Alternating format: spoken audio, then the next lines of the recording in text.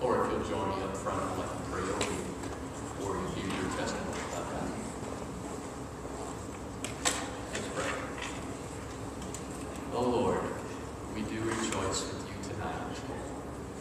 You have done a wonderful thing. And we are just so happy to see you in action, and happy for the benefits that Laurie has already received through your grace and mercy. Our hearts tonight just erupt in praise. And as Laurie shares her story tonight, we just pray your blessing upon her. Help us all to hear, God, again, of your power and of your truth, and to be encouraged tonight. In Jesus' name. Amen. Hello, everyone.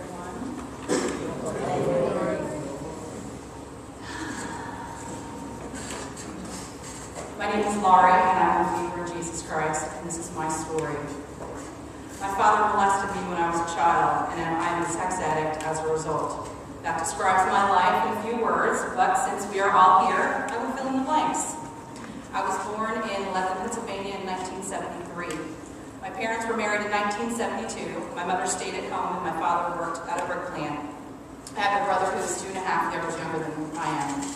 The earliest memory I have is of my father ripping my hair out of my head, standing there with a chunk of hair in his hand, and my mother yelling at him for doing it. I was 5 years old then, and to this day I have more hair on one side of my head than the other. I know this is hard to believe, but I was not an easy child to raise. I back-talked my parents from the time I could talk, which is not surprising because both of my parents are extremely sarcastic people. When I was about 6 or 7, my father hurt his back at a brick plant, and he had significant time off of work.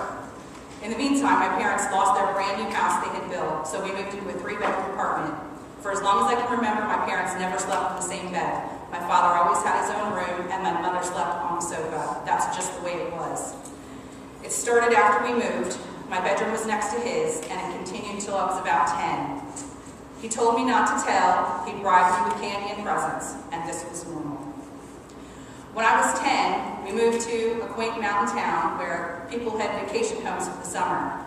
He could no longer get at me, but the verbal abuse continued for years. At 10, I started to fill out earlier than most girls my age. I made friends with the neighborhood kids and went to school together.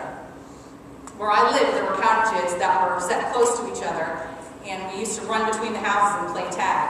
When I was 11, I had my first encounter with a boy during one of these tag games. He asked, I said no, he persisted, and I gave in.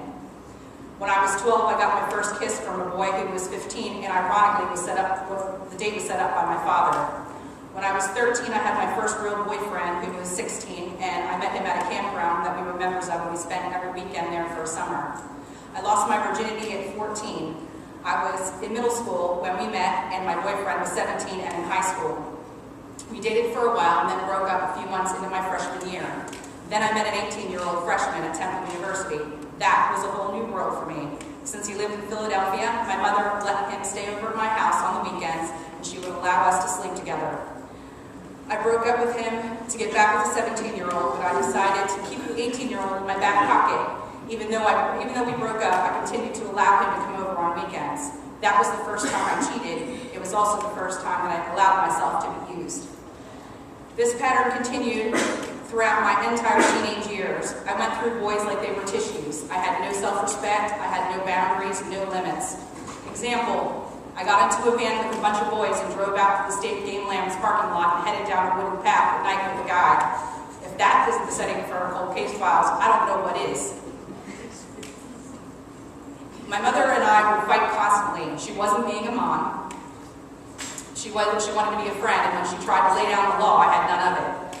I told her what my father had done to me at age 16, and then she belittled me after she belittled me when I came home one night looking very disheveled after being out with a boy. I was tired of being called horrible names by my parents.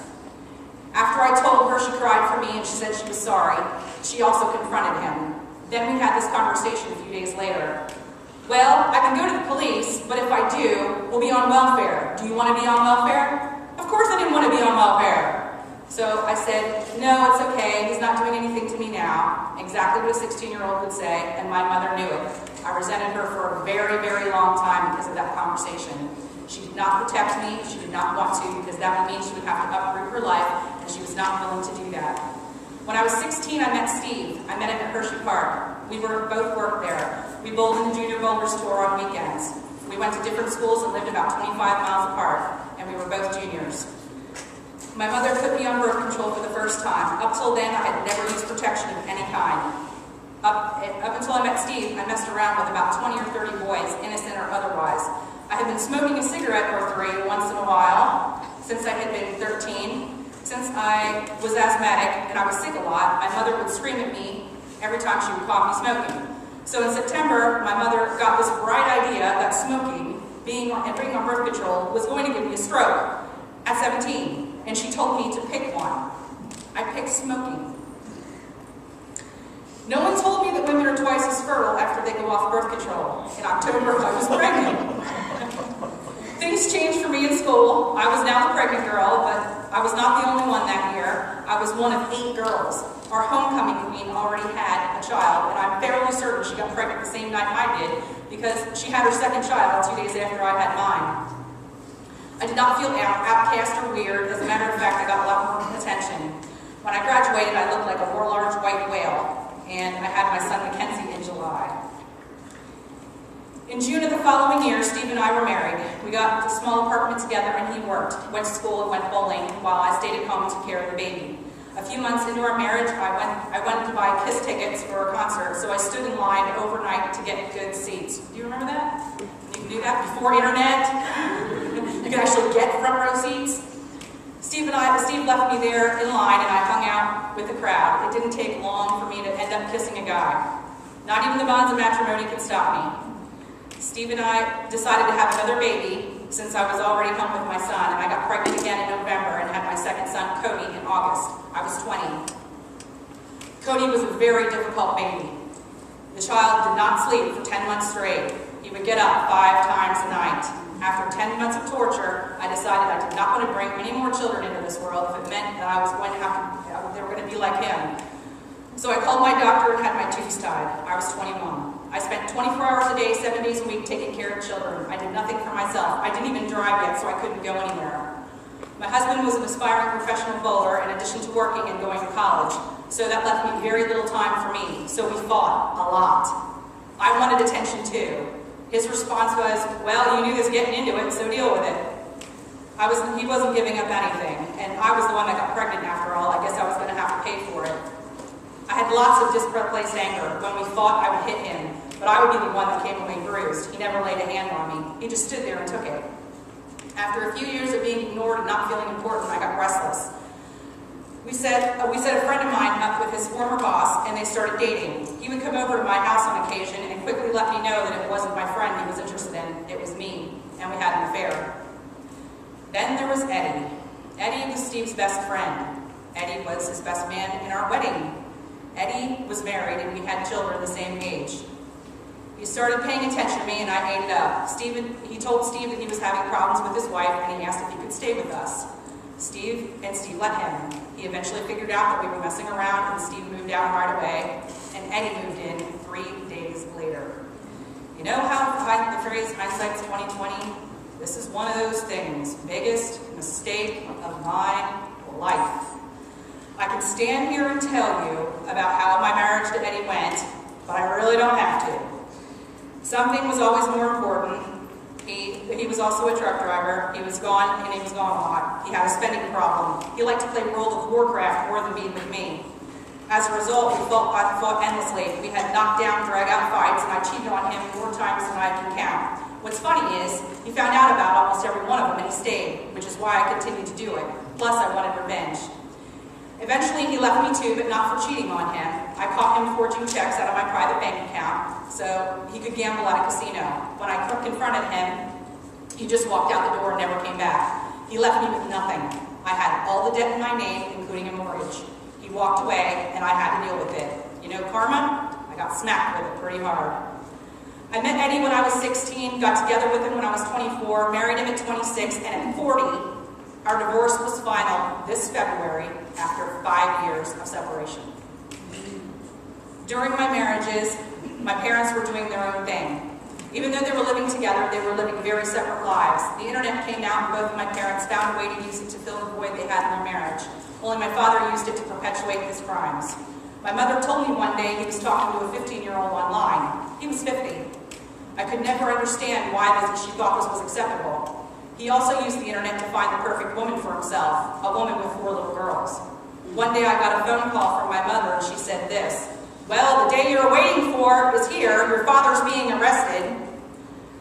What she didn't know is that I already knew this. A conversation that I had with her a few weeks prior made me question what he was up to when I called the local police to find out what was going on. The officer told me that he was being charged with child molestation of 2 little girls, one of which had cerebral palsy, a 3-year-old.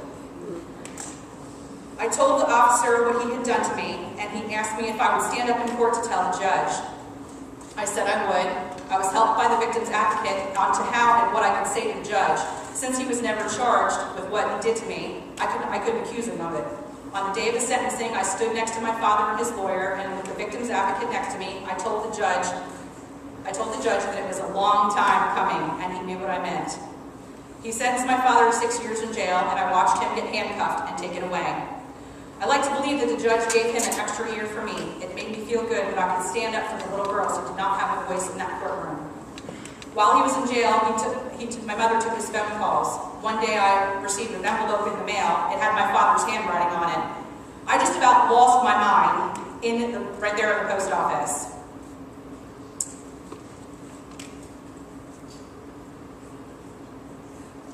Oh, sorry. What I didn't understand is how he got my address. I quickly found out. My mother gave it to him. After I screamed at her for 5 minutes straight, asking her how she could possibly do this to me, I hung up the phone, and I didn't speak word one to her for 7 years. I was done. As far as I was concerned, I no longer had a family. About 7 years ago, I started going to therapy through the YWCA. My therapist told me about a women's group that was starting, and she thought that I should try it. It was a group for childhood sexual abuse survivors. I was all for it. I wanted to start healing. I went to it and it made me feel like I wasn't alone in my struggles. During this time, a girl who was in NA that mentioned that I might be a sex addict. What? No, not me. She asked me to go to a couple of her NA meetings with her, and I did. Whoa, was this me? No, couldn't be. Then she told me about a website that I could look up called Sex and Love Addicts Anonymous. I looked it up. There was a 40-question self-assessment quiz, and I took it. Number 1, yes. Number 2, yes. Number 3, yes. Number 4, yes. Hold on a minute. Please let there be no for an answer. Number 25, oh good, I am not a prostitute. That's a no. 32, yes. 33, yes. This is pathetic. 40 questions, and I said no to exactly 5 of them. I sat there and cried and tried to think of the things that I had done over the years that would make me an addict. I thought of one. I was seeing 2 coworkers at one time. One morning I met with one. In the afternoon I met with another one and cried uncontrollably on the way home to my husband. I'm pretty sure that's not normal. I'm a sex addict. I have a label, like an alcoholic or a drug addict. I read about sex addiction and everything I read, I understood. It was me. Now what? It really didn't matter. I was married. How much trouble could I get into? Then my husband left me a few months later. Uh-oh. A couple of weeks after he left me, I sat there and felt sorry for myself. I even took a razor blade to my wrist. Then I realized that I was single now and I could do what I wanted. I headed right for the computer. I was the queen of internet dating. I could pick men out of a chat room like nobody's business. I even picked a couple off of Craigslist. One of them took me to a room above an Indian restaurant where I'm pretty sure hookers go to die. I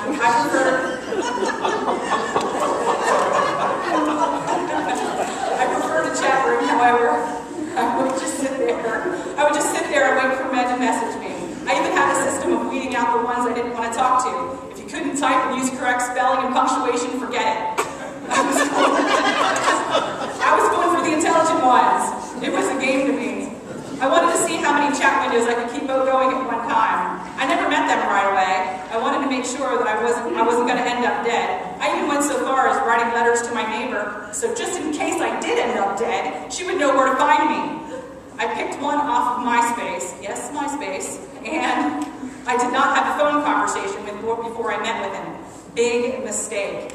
I met him and we ended up in the front seat of my son's car next to a dumpster. Afterward, I drove home in tears and I jumped in the shower. I felt like I had been raped and I had deserved it. There was another married guy that met me at my house, and we went in the shed while my children were asleep in the house. Sex addicts can hit rock bottom, and I slammed that floor many times than I like to admit. But I just couldn't stop. I was searching and searching, and I didn't know for what. It was an endless cycle. There was one place that I hadn't searched yet: Facebook. I joined Facebook. That was a whole new world. I had so many friends that I hadn't seen in 20 years, which also meant old boyfriends. One conversation I had via Facebook chat with a guy I hadn't seen in about 6 years, and it went like this. Hey, what's up? Not much, how are you doing? Oh, pretty good, how's your family? Oh, the kids are doing good. What are you doing right now? Me, nothing, just sitting here. Well, why are you still sitting there? Get in your car. I was in the car in 20 minutes, on my way to see him, even though he was married with 2 kids. Remember when I was 11 and in between the houses playing tag? It was that guy. We had a 25-year affair, age 11 through 35, and I had met him a couple times in between. He was one of 3 married men I was with that week. It just didn't matter. In a span of 5 months after my husband left, I had 15 men. I went off the deep end, and I knew I had a problem, and a real one, and it wasn't going away. It was getting worse. I tried to stop. I even found an SLAA meetings to go to. Let me explain to you how comfortable I was in an all-men's sex addiction group. It wasn't comfortable at all. Being a woman and a sex addict is a rare thing. There's not many of us that admit it, and it's hard to find help. Most people don't believe that sexual addiction is a real addiction compared to others. I get the shakes just like the next heroin user. It's very difficult to get away from because a lot of the addiction is you're in your own head. I managed to slow down mainly because I took to playing poker on Facebook, and I ended up being in a long-distance relationship for a year. California long-distance, if you want to call it that. I still cheated on him with another guy I met on poker. He lived in Illinois. I drove 13 hours one way for my birthday weekend and meet up with him with no sleep. In January 2012, I decided to move here to Myrtle Beach. I had filed for bankruptcy and my house was going into foreclosure. My children were grown and going to college. In the months prior to moving, I sold everything in my house. I lived in my living room with only a space heater to keep me warm. I lived in a Victorian home. It gets cold in Pennsylvania in December. I sent my kids to live with Steve, and there were times where I could see my breath as I walked through my empty house. I was tired of this life, and I really needed a new one. I truly had lost everything. I even gave my dog and my cat away. I moved with whatever's fit in my car, and I came here to Myrtle Beach. I was lucky enough to find a job in my field of work. I'm an optician. I currently work with 3 of the nicest optometrists I know, and I love them dearly. I was so happy to be here, where it's warm most of the time, and after a while I started to get bored and lonely. I knew no one down here, so I hit the internet again. This time I chose a website specifically for what I wanted, no strings attached. That kept me occupied for a little while. I've never been a drinker most of my life until one day a few years ago when my neighbor gave me a beer and I got drunk. Yeah, 1 beer. Mainly because I drank it fast. So I started a system. I would not eat all day and then drink as much and as fast as I could so I could get drunk quickly. I used to do this while playing poker, but I started to do it down here, and I was alone and I was not playing poker. I wouldn't do it all the time, just once in a while. I have said it before, I am 1 beer away from being an alcoholic. If you notice, I have not mentioned God one time throughout my entire testimony. That's because God did not exist in my life. He was not a factor. I never knew him. I did not grow up in church, even though I was baptized as a baby. I had no idea that I had been sinning my entire life. I didn't think I was hurting anyone by myself, but I know now that that was very wrong. Example of how much I didn't know about church. I used to sing in concert choir in high school. At times we would have to go to church to put on shows. We had a concert at a Catholic church one night, and Steve, my first husband, went with me. On the way out of church, I had coffee creamers, and I put them in an ashtray. Steve stopped me and he said, "What did you just do?" I said, "I threw away my coffee creamers in an ashtray. Why?" He said, "Laurie, there is no ashtrays in church. Did you notice that there was water in them?" Well, yes, so Steve was Catholic, and he looked at me like I was Satan himself. "Laurie, that was holy water you just put your coffee creamers in."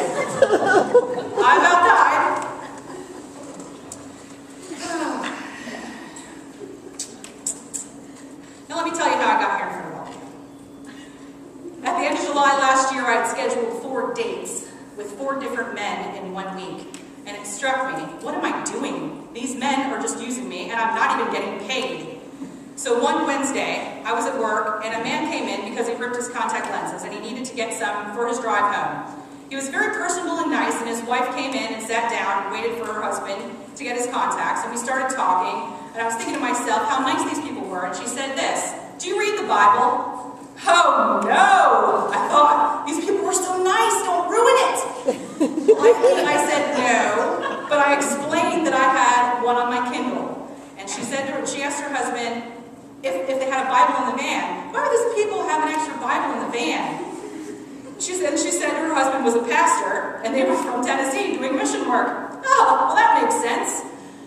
Now I know why they were so personable. The pastor said that he would drop one off in the morning, and I politely thanked him. That same day, I was texting all the men that I had made arrangements with, telling them that I did not want to see them, and I never wanted to see them. That next morning, I came in and there was a Bible on my desk. The pastor later stopped to make sure I got it. I thanked him and wished him safe travels home. I thought to myself, maybe I should look for a church to go to. I thought it would be something for me to do. So I looked online and found Beach Church. It had an 11:15 service. I could sleep in. That was the church for me. So I went that Sunday, and I noticed the CR kiosk with all the flyers. I looked and it said, "Sexual addiction for women." What? What is this? When is it? Every Friday night? Well, I probably should go. And I went, and here I am. I figured when I started my 12-step, I could do it and leave God out of it. And it worked for a little while until the books kept saying, now that you have accepted Jesus Christ as your Lord and your Savior, and the answers of 4 books. And my answers were pass, and I don't know. There's several people in this room that can attest to that. I wasn't being defiant. It was because I really didn't know. I didn't know who Jesus Christ God was. I only thought that he was a swear word my whole life. I guess it was time to learn. One thing I didn't like is feeling stupid. And I was feeling it. So I didn't like it. So I researched everything. I even Googled, can intellectuals be Christians? Apparently they can. I had a million questions that I wanted answers for, and before I decided to follow Jesus. I needed to know the how, what, when, where, and why answers to everything. Jay and Jackie helped me sort through every question I had for more than 6 months. Jay was very patient. Most everyone...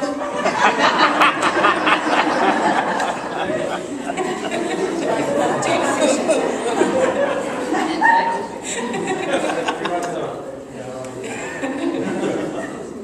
Most everyone knows that I've struggled with my faith or lack thereof. I wasn't taught faith, not just religious faith, but faith in general. I had no faith in my parents. I had no faith in my husbands. With faith comes hope, and I had no hope. I did, however, work the 12 steps, skipping step 2 and 3. I tend to do things backwards. For a while, I thought I was going nuts because I started to believe what I was studying. I started to conform, and anyone who knows me knows that I'm not a conformer. I would be the holdout every time. Really? I heard that. Then I thought about what has happened to me over the course of the past year as a direct result of being here.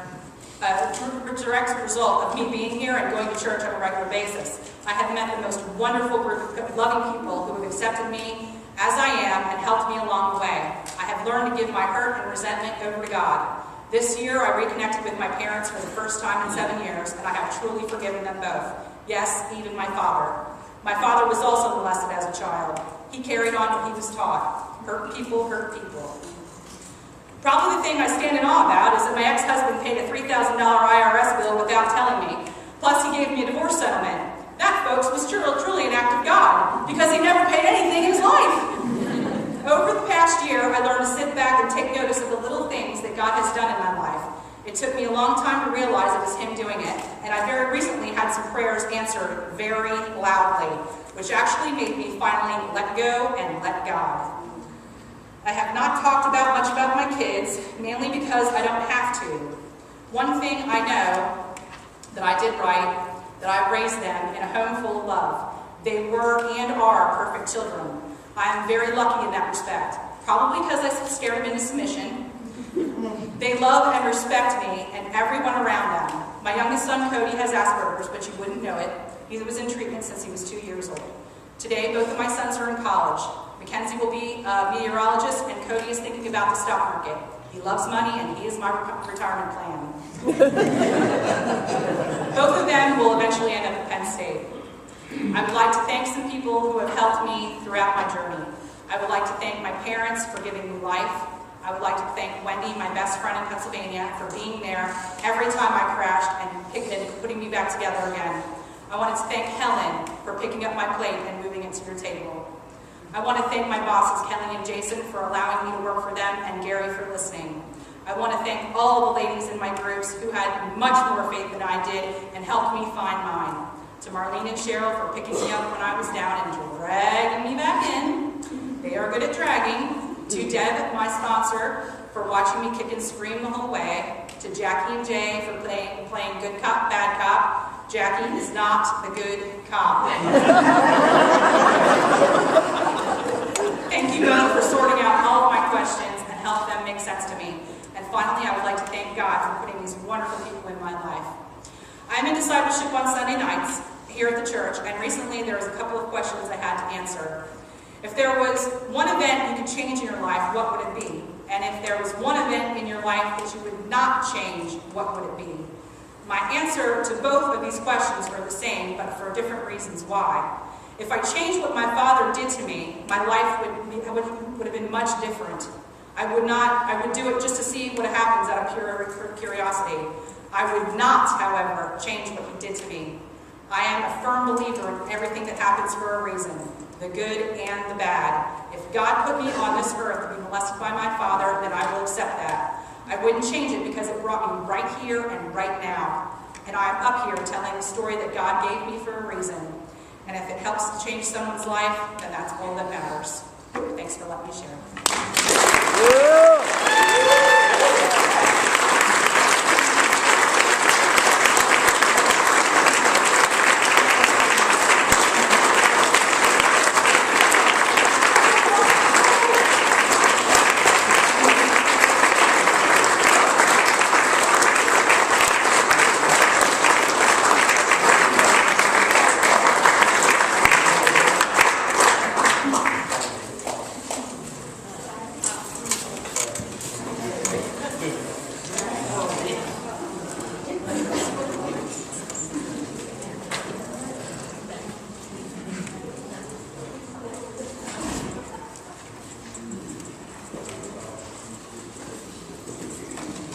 All right, let's thank Laurie again for sharing.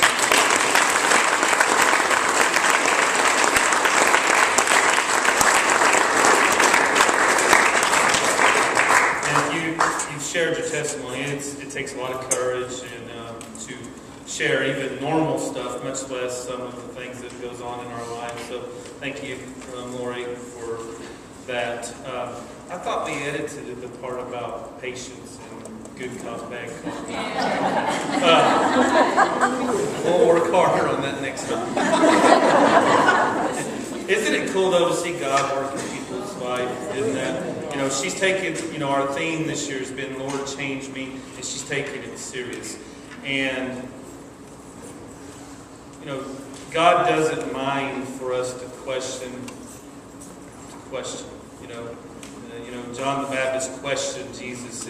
He's okay if we go to him and we search through his word and through prayer. And that's what Laurie has done for the last 15 months, but really hard the last 6 to 8 months. And she has questioned everything. And I'm telling you what, she has built a foundation of faith that I'm really proud of for you. And that's really cool. But hey, Laurie, are you done here? No, I don't think so. See, the reason I'm here is not really to give my testimony, it's to get all of you here so I can be baptized.